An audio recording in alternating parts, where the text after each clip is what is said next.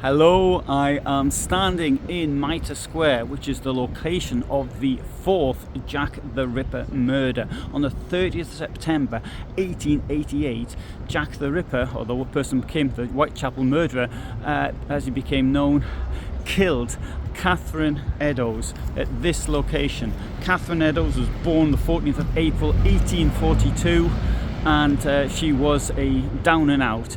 Now, a shawl has turned up and claiming to be part of her possessions, and this has been in many newspapers and reported in the news as having been the evidence to identify the Whitechapel murderer.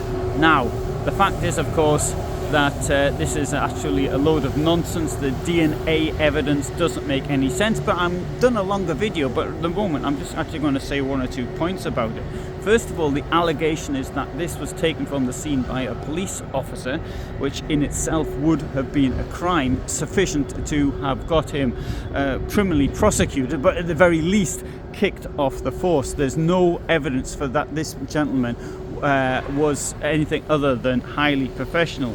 So that's the number one point. The second thing is it claims to have semen from the killer, from Aaron Kosminski. Well, this shows that the lack of knowledge of the Whitechapel murders, because no sexual contact actually took place. Now, the name Kosminski was mentioned at the time as being a suspect, but not an Aaron Kosminski. There's no evidence for that from the time. Doesn't say, of course, he didn't do it. Aaron Kosminski was a person found living in a lunatic asylum at Colney Hatch, which is today some rather posh apartments.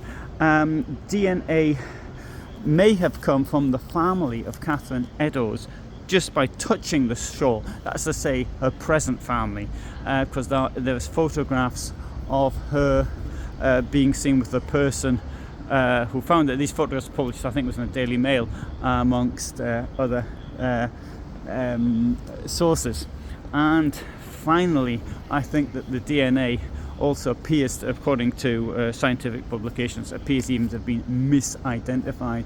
So the allegation that Jack the Ripper has finally been identified is utter nonsense. The murder that took place here, this location now, which was then a corner, has not been solved.